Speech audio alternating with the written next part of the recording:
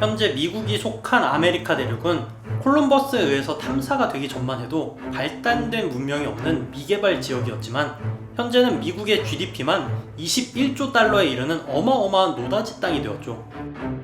이렇게 탐험을 통해서 신대륙을 발견하면 투자 대비 엄청난 수익으로 돌아오게 되지만 아쉽게도 현재 지구상에는 더 이상 발견할 만한 신대륙이 존재하지 않습니다. 대신에 우주로 눈을 돌리면 상황이 전혀 다른데요. 태양계에만 해도 8개의 행성이 있고 거대 행성에는 수많은 위성들이 있으며 우리 은하에만 태양 같은 항성이 최소 2천억 개 이상일 것으로 예상이 됩니다. 다만 태양계에서 가장 지구와 유사한 화성조차도 생명체가 살기에는 많이 척박하기 때문에 아메리카 대륙 이상의 신대륙을 찾기 위해서는 다른 항성 시스템에 존재하는 행성, 즉 외계 행성을 찾아야 합니다. 현재 5,000개에 달하는 외계 행성이 발견이 되고 있고 그 중에 지구와 유사한 행성들도 발견이 되고 있죠. 실제로 나사에 의하면 우리 은하의 지구 같은 행성은 약 20억 개로 추측이 되고 있습니다. 다만 이곳으로 이주하기엔 우리 은하의 직경은 약 10만 광년 정도이고 태양에서 가장 가까운 항성인 알파 센타우리 항성계도 4.3광년, 약 43조 킬로미터나 떨어져 있기 때문에 마하 30의 속도로 날아간다고 해도 13만 년이 걸린다는 사소한 문제가 있습니다. 결국 성간 공간이 너무나도 넓기 때문에 외계 행성 이주는 공상과학에만 나오는 얘기가 되는 것일까요?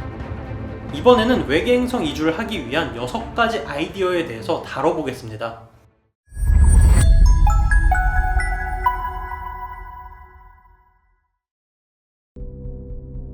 우주 공간에서 충분한 가속을 하기가 어려운 이유는 연료가 고갈이 되기 때문입니다.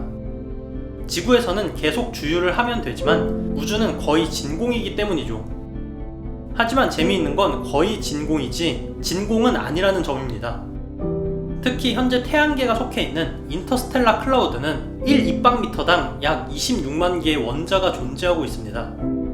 물론 지구 대기에는 2.7 곱하기 10의 25승계의 원자가 존재하고 있으니까 없는 거나 마찬가지긴 하지만 빠른 속도로 이동을 하면 무수한 원자들을 지나쳐가게 됩니다. 부사드 램제트 엔진의 아이디어는 우주선 앞에 엄청나게 넓은 수직기로 이 원자들을 모아서 핵융합 연료로 사용을 하는 것이죠.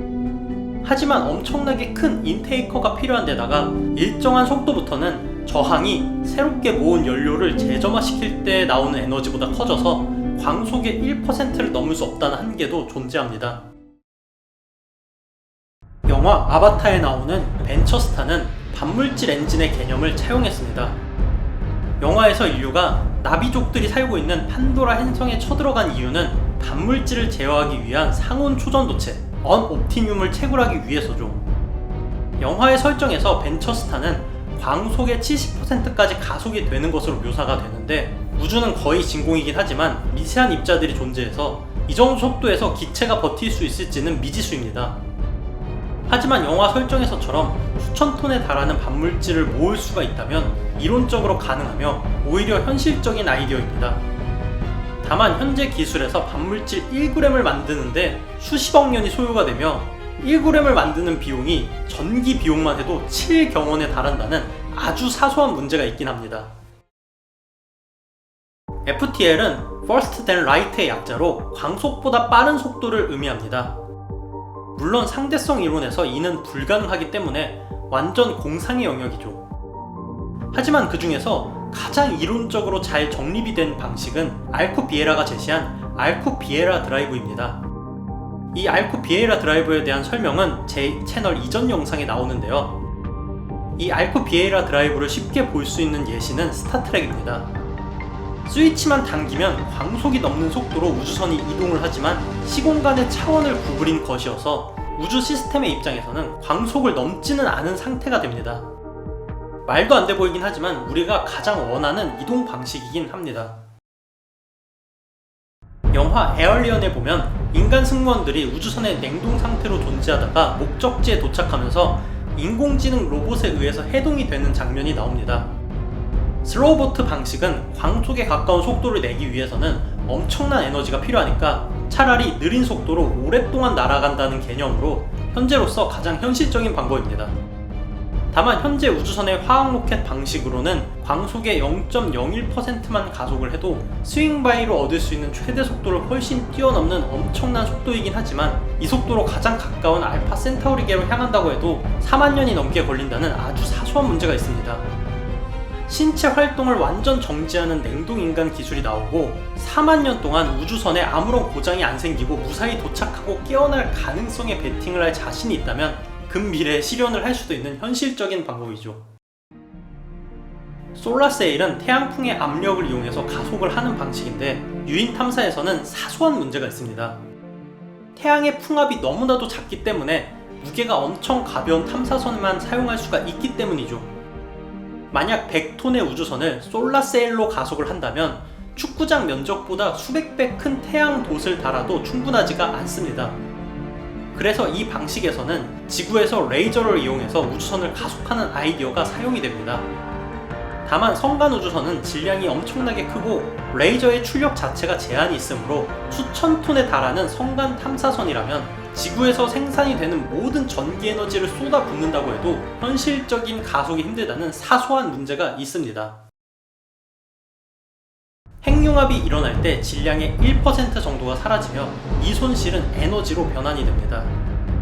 반물질이 질량 100%가 사라짐을 고려했을 때 반물질 엔진의 1%의 효율이지만 핵융합은 인류 기술로 충분히 가능할 수 있기 때문에 고려할 만한 엔진입니다. 다만 수천 톤의 핵융합을 일으킨다고 해도 그 무게의 탐사선은 광속의 1%에 도달하는 게 고작입니다. 따라서 핵융합 엔진으로 성간 탐사를 진행하려고 한다면 앞서 말한 냉동인간 기술과 같이 병행을 해야 합니다. 광속의 1%도 이론상의 수치이고 실제는 이보다는 느릴 것이므로 가장 가까운 별까지 간다고 해도 적어도 500년은 수면 상태로 있어야 됩니다.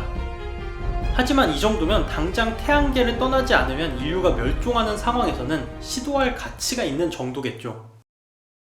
지금까지 말한 것처럼 현재 미지의 기술을 사용을 한다고 해도 가장 가까운 별에 도착하는 것조차 무리일 정도로 우주는 어마어마하게 넓습니다. 이 또한 가장 가까운 알파 센타우리계에 적당한 행성이 존재해야지 가능하죠.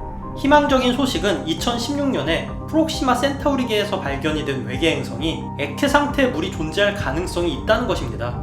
크기도 지구보다 약간 더 큰 정도로 만약 이곳의 환경이 지구와 비슷하다면 적색 외성인 프록시마 센타우리가 태양보다는 수명이 훨씬 더 길기 때문에 태양의 수명이 끝나기 전에 이주를 할 적절한 후보인 셈이죠. 때문에 SF 매니아들로부터 이 행성의 이름을 영화 아바타에 나오는 판도라 행성으로 명명하자는 그런 주장도 있었습니다. 사실 우리가 살아있는 동안 성간 이주가 가능해질 가능성은 없지만 태양과 지구의 수명이 끝나가고 있기 때문에 먼 미래에 인류가 멸종하는 것을 막기 위해서는 반드시 필요한 기술로 생각이 됩니다. 그러면